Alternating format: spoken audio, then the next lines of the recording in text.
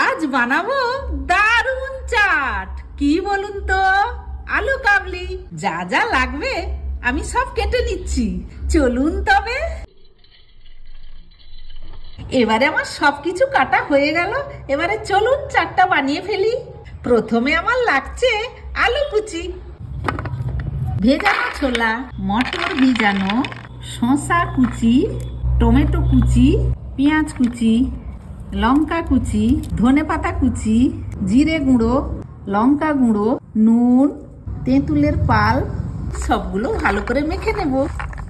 ছোটবেলায় আলু কাবলির চাট অনেক খেয়েছি। এখন কে কে খেতে ভালোবাসেন কমেন্টে জানান। ঝুরি ছড়িয়ে দিলাম, একটু তেঁতুলের পাল্প আমি উপর থেকে ছড়িয়ে দিলাম। বাস রেডি আলু কাবলি।